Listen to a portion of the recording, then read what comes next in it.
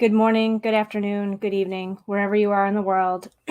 Today, we're going to continue with Sarah Bombranick's Simple Abundance 365 Days to a Balanced and Joyful Life.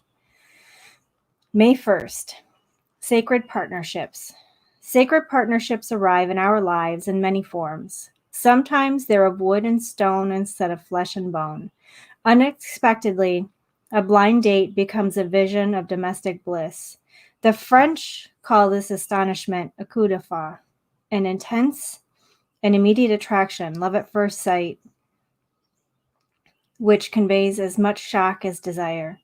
The house of belonging is an ancient Celtic metaphor for the body as the earthly home of our souls, as well as for the deep peace and feeling of safety, joy, and contentment found in intimate connections with people, places, and homes. The Irish poet, scholar, and mystic John O'Donoghue exquisitely explored these beautiful themes in his book, Anam Cara, a Book of Celtic Wisdom.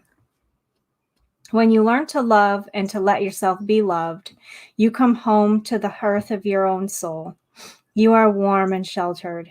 You are completely at one in the house of your own longing and belonging. I truly believe that there is a house of belonging waiting for each of us at different times in our lives. Sacred homesteads waiting to wrap us in comfort and solace, waiting to be found, waiting to be built, waiting to be renovated, waiting to be cleaned up, waiting to rescue us, even as we lovingly restore its wooden floors with our time, emotion, and creative energy. But most of all, there is a house of belonging waiting to be recognized, even as it surrounds us. The blessing of recognition is priceless. Ask for this grace today. I used to believe that we all had a forever home, but now I know that, like love itself, there are no forevers in our stories. Life has taught me that there is also the here and now home, which can take care of you no matter what your circumstances might be here and now.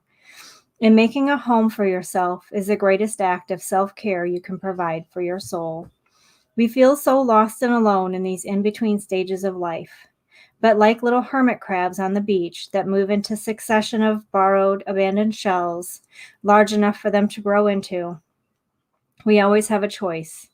One is free, like the hermit crab, to change one's shell or carry it on their backs, Anne Morrow Lindbergh reminds us, which begs the question, which will it be this year, change or carry? Every relationship you have with other people, your work, your art, your passionate yearnings, reflects in some way your soul's intimate relationship with you. Nowhere is this spiritual truth more apparent than in the relationship we have with our homes. This emotional attachment, good, bad, or indifferent, is a spiritual daily tutorial in love. Everyone longs for intimacy and dreams of a nest of belonging in which one is embraced, seen, and loved. John O'Donoghue reassures us. Something within each of us cries out for belonging. We can have all the world has to offer in terms of status, achievement, and possessions, yet without a sense of belonging, it all seems empty and pointless. When I glance back through the years of my gratitude journals, I'm surprised by how often my beautiful home appears. I was giving thanks for different dwelling places at various stages of my life's journey. Along the way, I've discovered and accepted the truth that we're meant to move in and out of time, space, and place, as well as change, circumstance, and choice. How gracefully we learn to accept our cycles of life and their different scenic designs is the spiritual lesson. For when it comes to the difference between houses and homes, as it is with true love, outward appearances are often deceiving. It's what's inside that counts. May 2nd, changing places. There's a fair chance that by the time a woman is 40, she will have moved at least 7 times during her life. And the prediction for a lifetime of moves is now 11. Some moves will be considered happy ones, such as your first apartment, setting up house with your intended, or getting married. Some moves will be circumstantial, a new job, the rent goes up, or you're downsizing. Some moves may be forced upon you by catastrophic change beyond your control, from an unexpected divorce to natural disasters. A lot of moves are considered temporary, or so you think, until a decade later, you're bursting from the seams in a place you've never particularly wanted to live in at all. That is, until the walls of adjoining apartments start to collapse around you. I greet change with as much enthusiasm as the brick wall has for the wrecking ball. But when a dwelling is declared uninhabitable, it's time to go. I'm not psychic, but if this is your current living situation, as it was mine, then, sweetie, let me rent you a van. Still, there's a good reason why moving wins the grand prize as the number one stressful rite of passage ahead of death, divorce, or debt. Maybe it's because no matter what the reason, moving is all these things simultaneously. And then there's the dream house, which is never about moving, but rather about romantic obsession. We've all been vulnerable to that subversive but imaginative personal catalyst for change, the passionate love affair that sweeps us away from all rational thought. Interestingly, did you know that the greatest lover of all time, Casanova, means new house? Oh, the thrill of it all. The finding, first sighting, the offer, the rival, the wooing, the winning, then the engagement period. The bliss of designing your new nest to perfection until the hullabaloo of builders, plumbers, electricians, paint chips, fabric swatches, and cooking on a hot plate for months drives you stark raving mad. But at last, when all is done, our happily ever after commences. Whatever that looks like, or however short-lived it might be, until the inevitable parting. I remember when I was looking at houses in England, I was shown a gorgeous Georgian manor that had been completely restored to its flawless Jane Austen ideal. It was listed as turnkey property because you didn't have to do anything except turn the key and unpack your suitcases.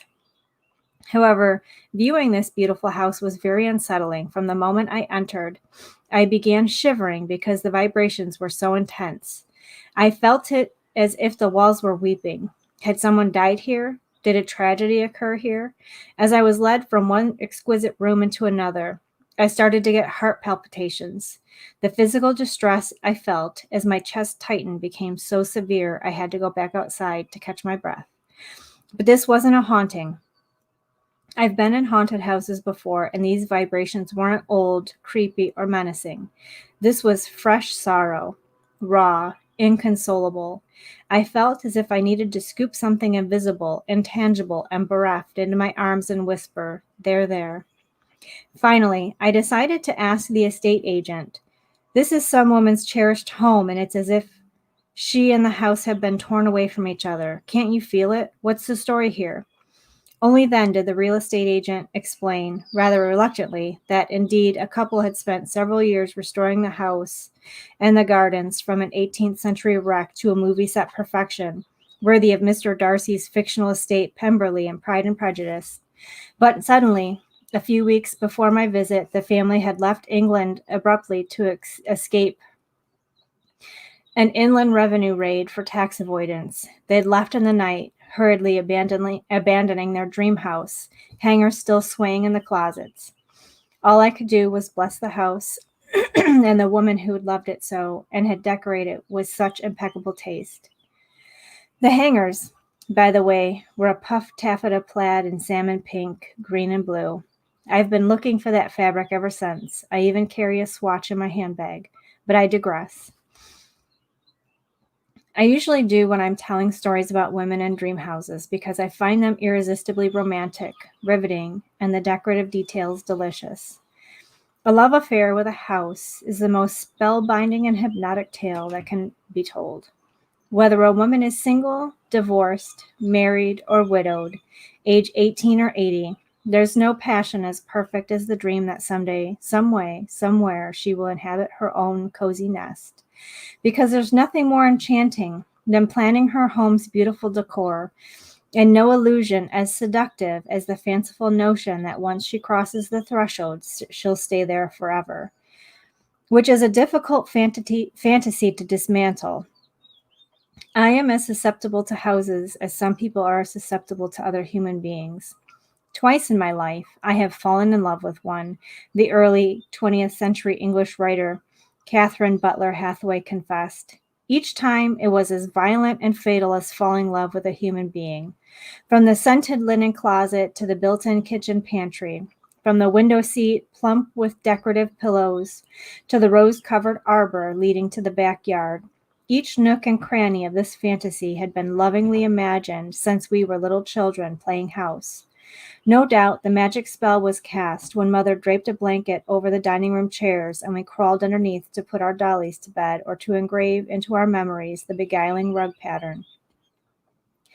Even though your dream house is at the end of a long, long road, your head may be buzzing with plans for that home you will have someday.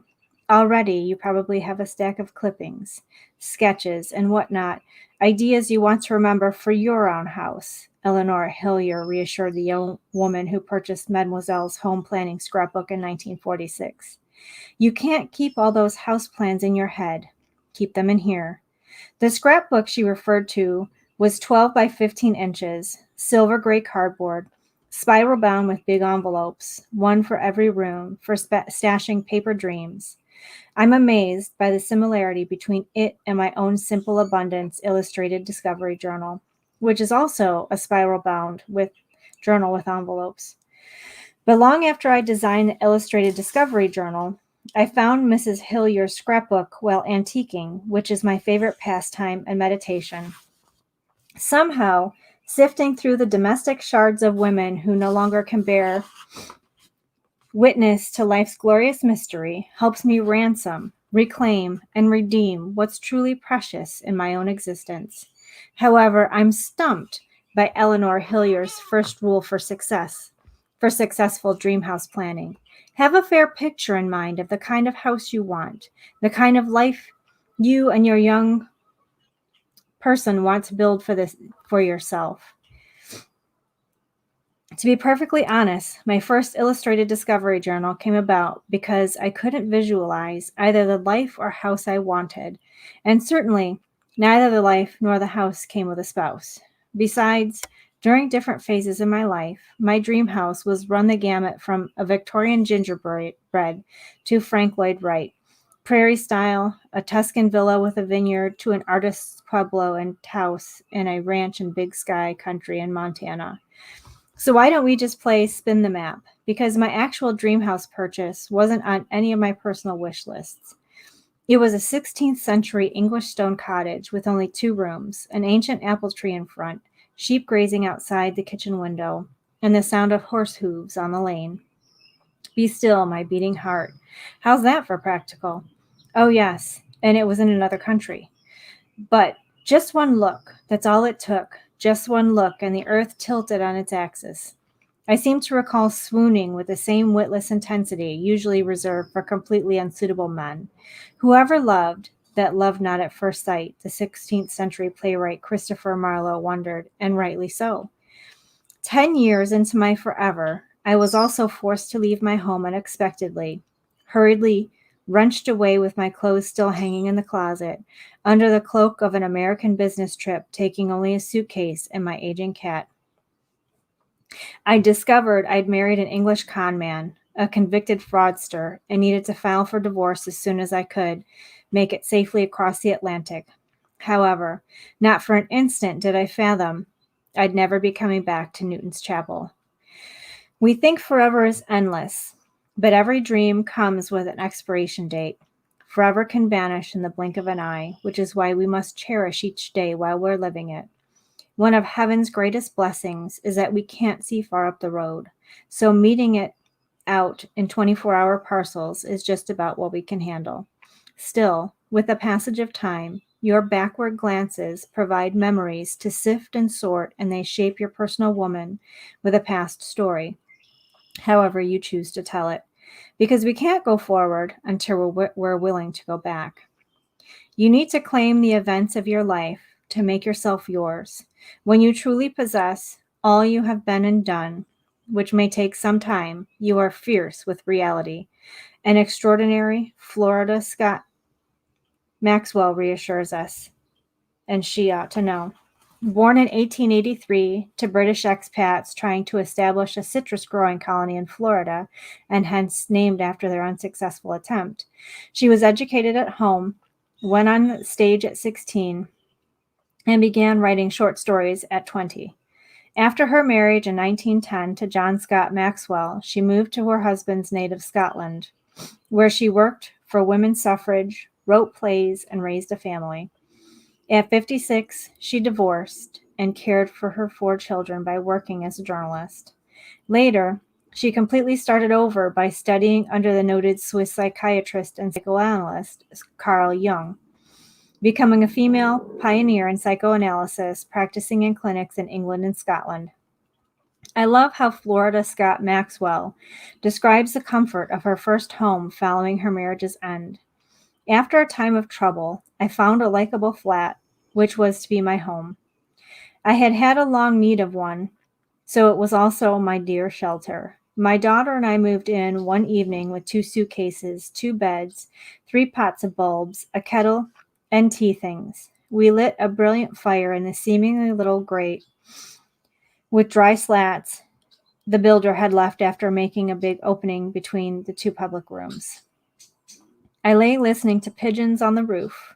I listened, looked out on the trees beyond both windows, and I was free and happy.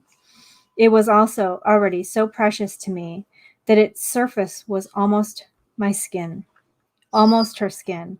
A home so alive and protective, it's as close to your own skin.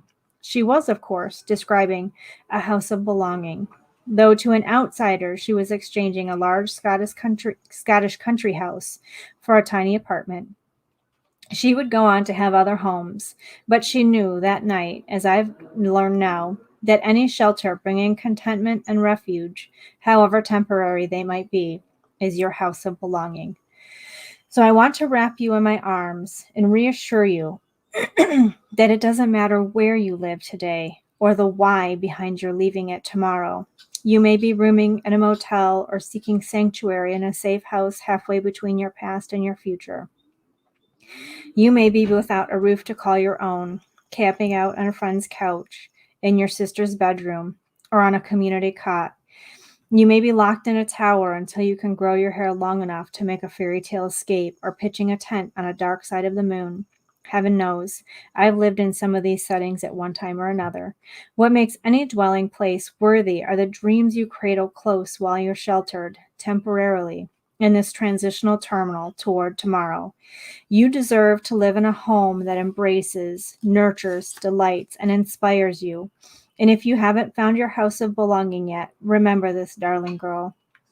All that you are seeking is still seeking you. Pull the master builder's blueprint down to shelter your soul. I promise you are closer than you think. Until tomorrow, I hope you have an amazing and blessed day.